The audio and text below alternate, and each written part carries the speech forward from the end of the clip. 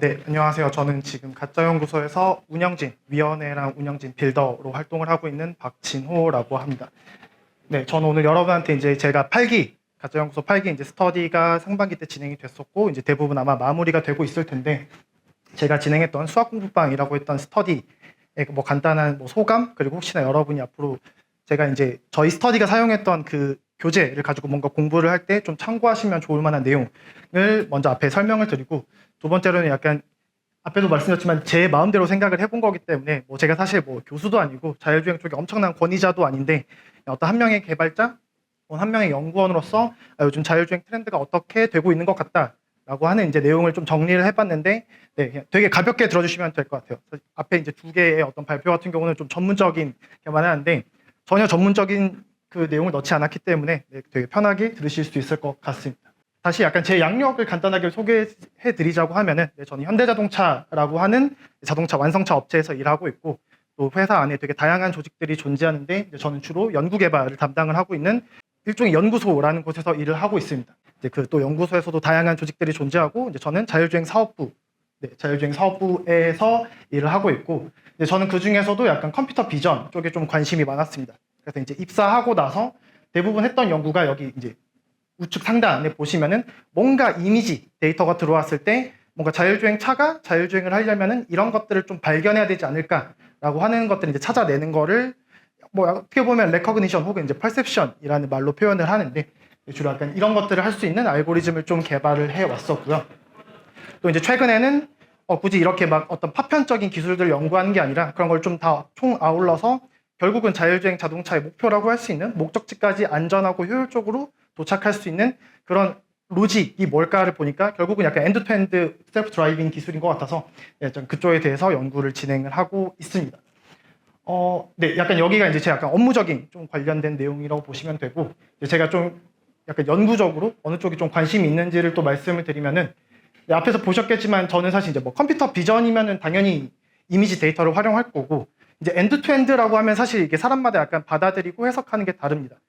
뭐 도대체 어디서부터 어디까지 하는 거를 뭐 완전 자율주행이라고 부를 거냐 이렇게 말을 하는데, 저는 아무래도 약간 이미지를 좀 많이 다뤄왔다 보니까 저는 결국 이제 이미지 센서가 들어왔을 때 마치 사람이 운전하는 것처럼 눈으로 보고 뭔가 좀 잘 움직일 수 있는 뭔가 방법 혹은 액션 혹은 패스 길 같은 걸 좀 찾으면 되지 않을까라고 생각을 하는데, 뭔가 약간 좀 그런 쪽에 관심을 갖고 있고 연구도 약간 그쪽을 하고 있어요. 결국 이걸 하기 위해서는 뭔가 이 실시간으로 변하는 주행 상황을 이미지만으로부터 다시 만들어낼 수 있어야 되는데, 이런 거를 보통 이제 뭐 씬 리컨스트럭션이라고 해가지고 이쪽에 좀 관심이 있고, 그리고 약간 뭐 자율주행 컴퓨터 비전을 떠나서 약간 머신러닝 자체에도 좀 관심이 있는데, 그 중에서도 저는 사실 여기 첫 번째 있는 약간 언슈퍼바이스드 혹은 셀프 슈퍼바이스 러닝에 대해서 좀 되게 기대를 많이 하고 있고 스스로 공부도 많이 하고 있는데, 결국 약간 회사에서 일을 하고 결국 뭔가 제품을 만들기 위해서 이런 AI를 하다 보니까 결국 필요한 건 데이터였어요.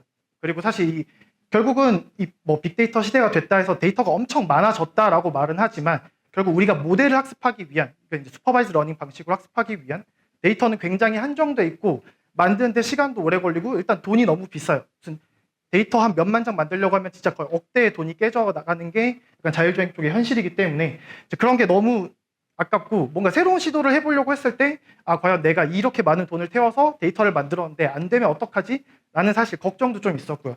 그러다 보니까 뭔가 그 데이터 자체에 있는 패턴을 파악한다던가 아니면은 뭔가 기존에 저희가 갖고 있는 기존의 프라이어 지식들을 이용해서 뭐 예를 들자면은 뭐 비디오 셋이죠.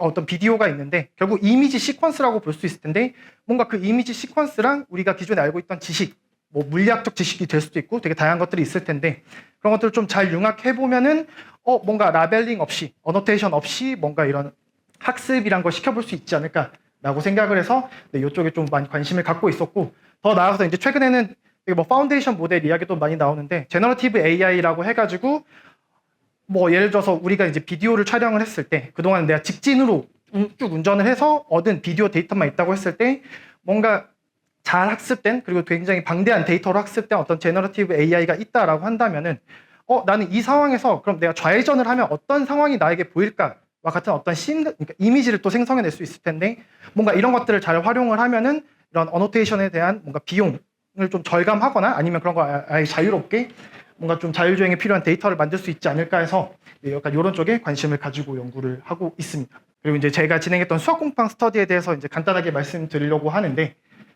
사실 어떤 스터디였냐라고 한다면은 그러니까 온라인에 무료로 PDF로 공개된 교재가 있습니다. 그 책을 그냥 이제 스터디원들끼리 쭉 같이 읽어가면서 목표는 그거였어요. 이 텍스트북에 존재하는 모든 라인을 다 이해한다. 그리고 나는 이 책에서 누가 물어봤을 때, 나 더 이상 궁금한 게 없다. 난 모든 게 다 그러니까 이해가 됐다. 라고 말할 수 있게끔 약간 이걸 좀 천천히 읽어보는 거를 목적으로 하고 있었는데, 네, 그래서 뭐 책 제목은 매스메리스 포 머신러닝이라고 해가지고, 딱 사실 이제 제목이 답니다. 말 그대로 이제 저희가 머신러닝이라는 쪽을 공부하기 위해서 이제 여러 가지 수학적 개념이 필요할 거예요. 근데 이제 이런 걸 그냥 단순히, 그러니까 예를 들어서 우리 대학교 과정처럼 일단 뭐 미적분학 배우고 공업수학 배우고 확률통계 이런 걸 다 따로따로 배우고 나서 약간 이제 3, 4학년 때 어플리케이션들을 배우게 될 텐데, 이 책은 약간 그렇게 하기보다는 애초에 약간 머신러닝 쪽에서 이런 수학이 좀 잘 적용될 수 있고 되게 중요한 역할을 하는 몇 가지 이제 기술들을 좀 뽑습니다. 뭐 그 중에 하나가 약간 뭐 베이지안 인퍼런스 쪽이라고 할 수 있는 뭐 확률론적 모델링, 뭐 그래프 모델 같은 게 있고요.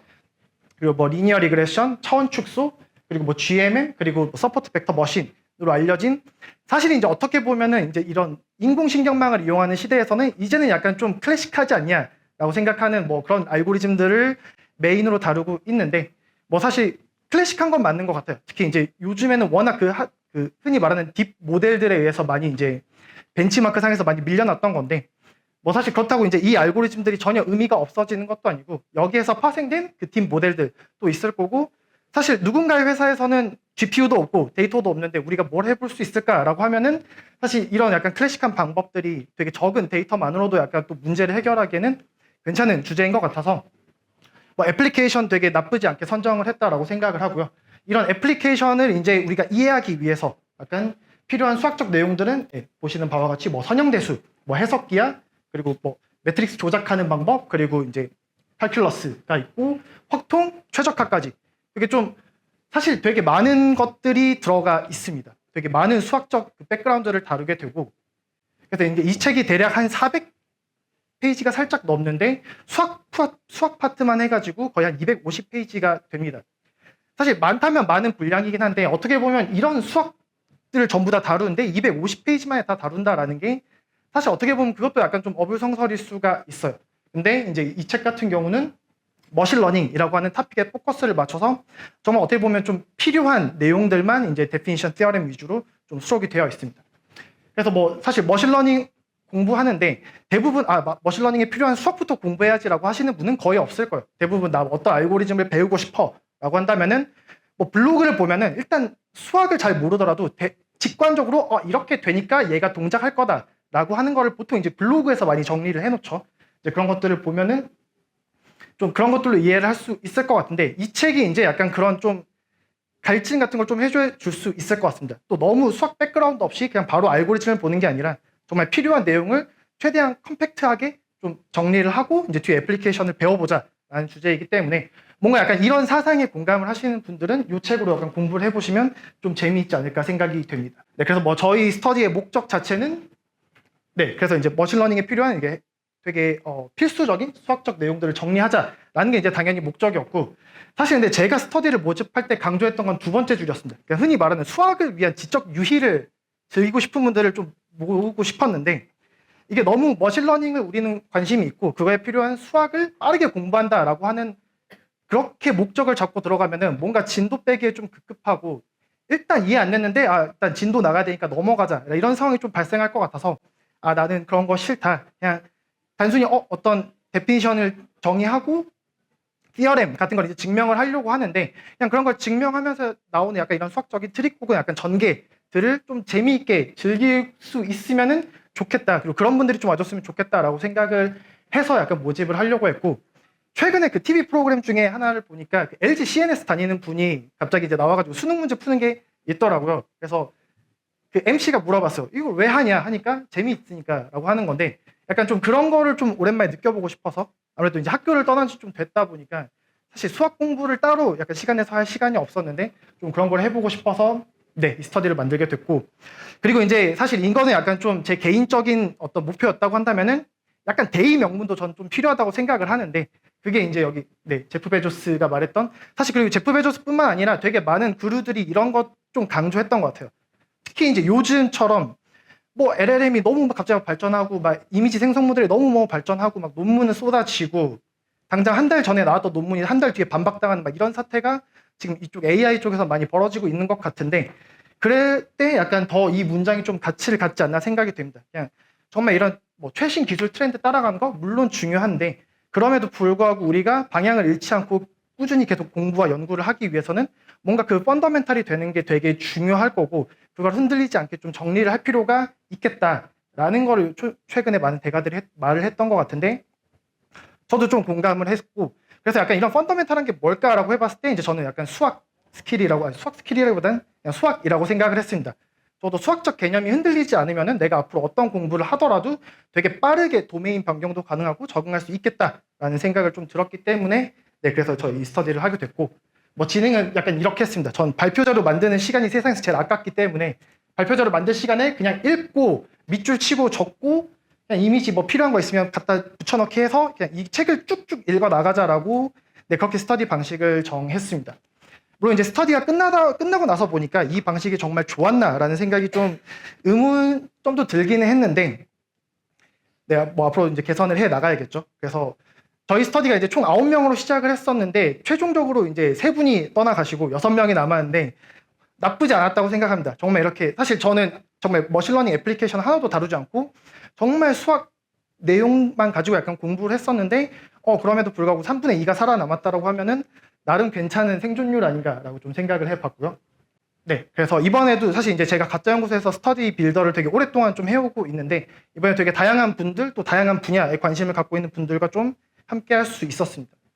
특히 이전에는 제가 좀 어떻게 보면 제 도메인이라고 할 수 있는 컴퓨터 비전 쪽 스터디를, 약간 그런 거와 관련된 스터디를 좀 하다 보니까 어떻게 보면 약간 직종 혹은 직무 같은 게 좀 되게 비슷한 분이 많았는데, 이렇게 수학으로만 하다 보니까 또 약간 되게 다양한 관심사를 갖고 있는 분들과 함께 할 수 있어서, 네, 저도 되게 좋았고요.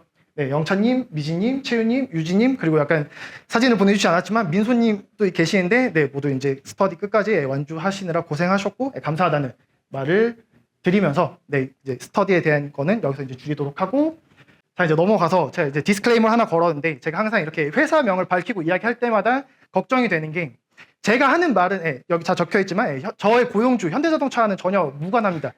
온전히 저 개인의 의견일 뿐이에요. 그러니까, 그리고 오늘 제가 발표한 내용은 사실 뭐 뉴스 기사 혹은 논문에서 전부 다 레퍼런스를 따온 거고요. 네, 뭔가 제가 그러니까 뭐 이렇게 말하고 나는 이렇게 생각한다라고 했을 때, 현대자동차 자율주행은 저렇게 개발이 되겠구나라고 생각을 하시면 절대 안 됩니다. 네, 전혀 무관하고, 저는 밝혔어요. 오해하시면 안 됩니다. 이게 가장 오늘 중요한 그거였고요. 네, 그래서 오늘 이제 2가지 주제에 대해서 좀 간단하게 이야기해 보려고 하는데, 첫 번째가 이제 자율주행, 뭐 사실 요즘 취업 관련해가지고 가끔 학생들이랑 이야기를 해보면 쉽지 않다라고 말을 좀 많이 듣는데, 뭐 AI 쪽도 약간 그런 것 같고요. 네, 자율주행 쪽도 그러한가에 대해서 한번 이야기를 해보려고 하고, 이제 2번째는 약간 엔드투엔드 셀프 드라이빙에 관련해가지고 요즘 어떤 연구들이 되고 있는지 혹은 어떤 걸 고려하면 좋을지에 대해서 이야기를 해보려고 하는데, 네, 일단 뭐 셀프 드라이빙 윈터, 약간 AI 윈터에서 차용을 해가지고 단어를 선택을 해봤는데, 네, 일단 바로 적혀있죠. 되게 많은 자율주행 기업들이 망해가고 있습니다. 망해가고 막 구조조정을 하고 있는데, 보시면 이제 뭐 아르고 AI라고 해가지고 되게 유명한 그 미국의 자율주행 스타트업이 있었어요. 사실 여기를 되게 펀딩했던 기업들이 포드랑 폭스바겐이라고 하는 엄청 되게 거대한 완성차 업체이기 때문에 기대를 모았었고, 이게 제가 살짝 정확하지 않은데 여기가 투자를 받은 돈만 거의 한 4조 가까이 된다라고 알고 있는데, 그렇게 많은 돈을 투자받았던 이 아르고 AI를 둘 다 손절을 했습니다. 그냥 빠이빠이라고 하기를 하고, 네, 그래서 약간 문을 닫아버렸어요. 여기 문을 아예 닫았고, 또 약간 중국의 되게 유명한 자율주행 스타트업인 투심플이라는 것도 있는데 여기도 구조조정, 그리고 약간 네, 일단 여기까지만 할게요. 네, 이렇게 구조조정을 하고 있고, 일단 사실 제가 국내 업체를 좀 언급하기는 좀 민감할 것 같아서 국내 업체를 선정하지 않고 좀 외국계를 좀 보고 있는데, 실제로 외국의 수많은 약간 자율주행을 우리는 개발하고 차량에 적용하려고 한다라고 했던 많은 기업들이 문을 닫고 있습니다. 안타깝죠. 저 약간 이런 업계가 좀 같이 그러니까 흥하면 흥할수록 사실 전 좋다고 생각하는데 그게 좀 잘 안 되고 있는데, 사실 그러면 이제 모두가 다 나쁜 소식만을 말하냐라고 한다면은 꼭 그렇진 않습니다. 보시면 이제 중국의 바이두라는 업체가 있고 또 약간 이스라엘 기업입니다. 그 모비라이라고 하는 약간 자율주행을 위한 약간 센서와 알고리즘 개발에 좀 집중하는 회사가 있는데 네, 이 두 회사 같은 경우는 이제 각자 어떤 나라를 타겟으로 선정을 해서 흔히 말하는 로보택시 사업이라고 하는 거에 공격적으로 투자를 하고 투자를 더 늘려 나가고 있는 상황입니다. 그리고 이제 중국의 샤오펑이라고 하는 또 회사가 존재하는데 약간 자율주행 쪽 관심이 있다라고 하면은 주목해 보셔야 할 회사라고 좀 생각을 해요. 그렇죠. 중국에서 약간 차량에 탑재되는 이런 주행 보조 시스템에서 좀 되게 많은 성과를 내고 있고 되게 잘하고 있는 회사라고 생각하는데 여기도 이제 오히려 자금을 투자해가지고 더 약간 자율주행 기술을 개발하려고 노력을 하고 있습니다. 네, 그래서 약간 이제 한번 정리를 하려고 하는데 저희가 이제 상반된 두 기사들을 모아서 이제 보여드렸으니까 한번 이야기해 보면은 우선 사실 네, 이거 제 개인 의견이다라는 거 다시 한번. 네. 일단 업계 사람들이 완전 자율주행은 생각보다 되게 어려운 문제였다. 우리가 되게 낙관을 했었다라고 좀 생각을 하는 것 같아요. 그냥 이제 뭐 흔히 저희가 2015년만 하더라도 5년 뒤에 된다. 2023년에 된다. 2025년에 완전 자율주행차 나온다. 우리 판매할 거다. 라고 했던 기업들이 대부분 의견을 다 바꿨습니다. 이거 생각보다 되게 어려운 문제였고 생각보다 제품화해서 고객들에게 제공을 한다는 게 굉장히 많은 리스크가 있다라고 생각을 하고 있고 약간 현실적인 이유도 말하자면 사실 경기 침체에 따른 투자 심리 위축으로 인해서 스타트업들이 많이 망한 것도 없진 않을 거다라고 이제 저는 스스로 생각을 하는데 네, 사실 그러다 보니까 그 앞에서 이제 말씀드렸던 저런 이제 구조 조정을 하고 아예 폐업을 했던 회사들을 보면은 정말 완전 자율주행의 타겟을 맞추고 개발했던 회사가 있어요.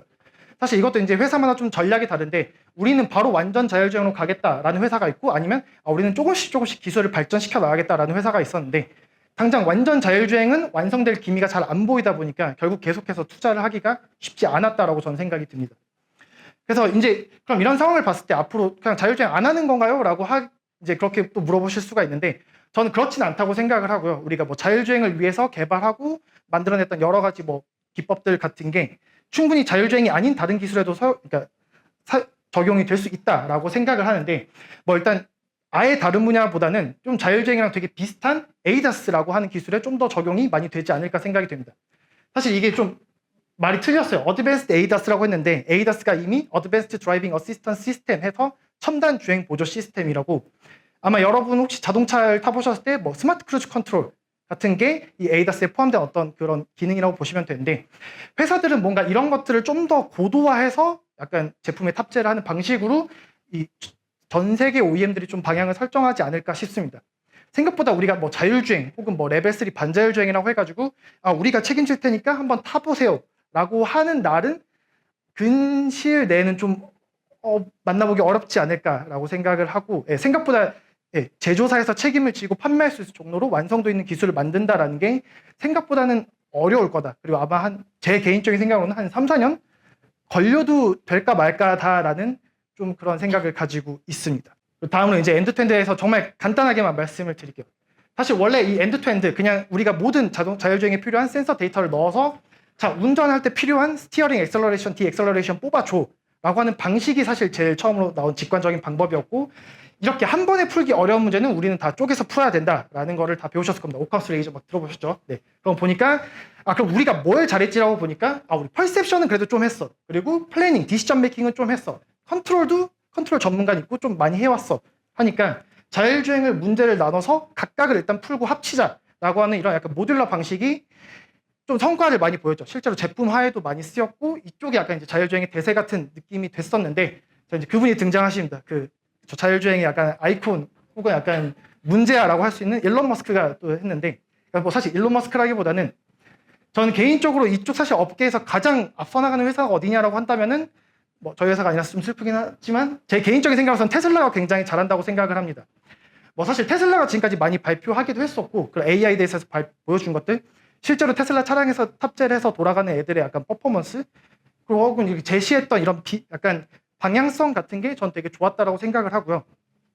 뭐 일단 저는 여기서 모델 아키텍처만 갖고 왔지만 사실 테슬라가 정말 멋져 보였던 거는 그냥 이런 뉴런에서 어떻게 설계한다가 아니라 어떻게 데이터를 모아서 어떻게 라벨링을 해서 계속 이 모델을 개발시켜 나갈까라고 하는 사실 전체 파이프라인을 발표했을 때 이 회사는 잘하겠다라는 생각이 들었고 실제로 잘하고 있는 것 같아요. 물론 이제 판매할 때 풀 셀프 드라이빙 가로 열고 베타 닫고가 해가지고 물론 아직까지 완전하게 책임을 지진 않지만 잘 하고 있다라고 생각을 들고요.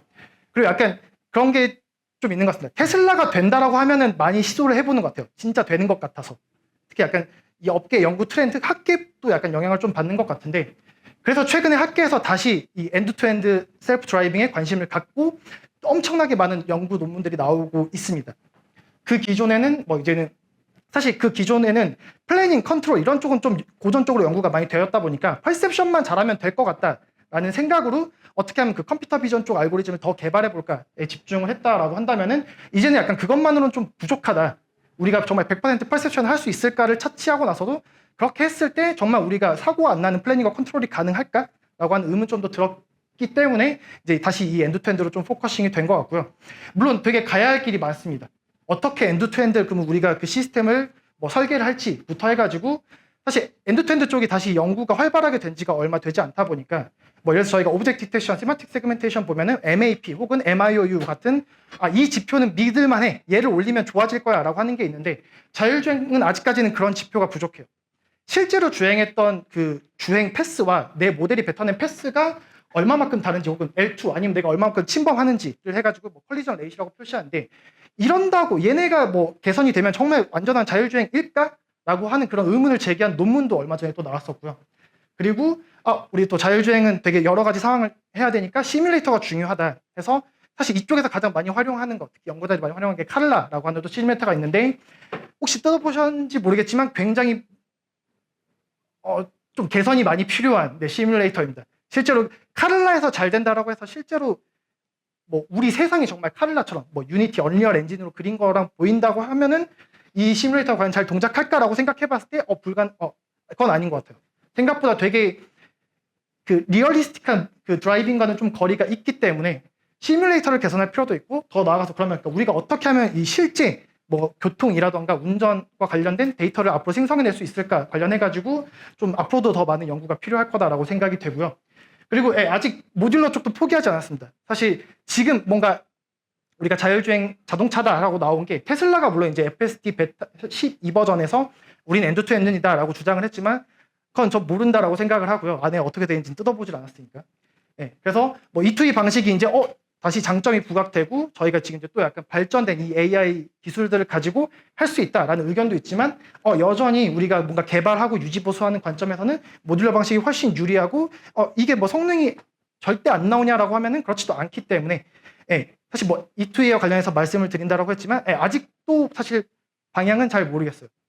제 결론은 결국 마지막엔 두루뭉술하게 끝났는데 앞으로도 좀 뭐 모듈러 방식은 계속해서 개선이 될 거고 엔드투엔드도 더 많이 연구가 될 겁니다. 그렇게 해서 또 마찬가지로 앞으로 한 5년간은 또 이 두 방식이 왔다 갔다 하면서 서로의 장단점을 서로 공유하고 이렇게 약간 좀 잘 기술적으로 교류가 된다면은 약간 좀 안전한 레벨 3 자율주행, 저희가 흔히 반자율주행이라고 하는 그런 기술이 그래도 아마 5년 뒤쯤에는 좀 세상에 나올 수 있지 않을까라고 기대를 하고 있습니다. 물론 제가 2년 전에는 23년에 무조건 레벨 3 자율주행 나온다라고 했었는데 물론 이제 그 말이 틀린 것처럼 어떻게 될지 모르겠지만 아무튼 요는 그렇습니다. 혹시 이제 정말 또 제가 짧게 발표를 좀 준비를 했고 그러다 보니까 사실 되게 놓친 내용들이 많아요. 제가 약간은 그냥 과장되게 말한 것도 있고 좀 진실되지 않게 말하는 내용도 들어가 있을 수가 있습니다. 근데 혹시 그런 점에서 뭔가 궁금하거나 약간 토크를 하고 싶으신 분이 있다면은 제가 어차피 행사 마지막까지 남아 있을 거기 때문에 와서 편하게 말을 걸어주시면 좋을 것 같고요. 그럼 여기서 이제 발표 마치도록 하겠습니다. 들어주셔서 감사합니다.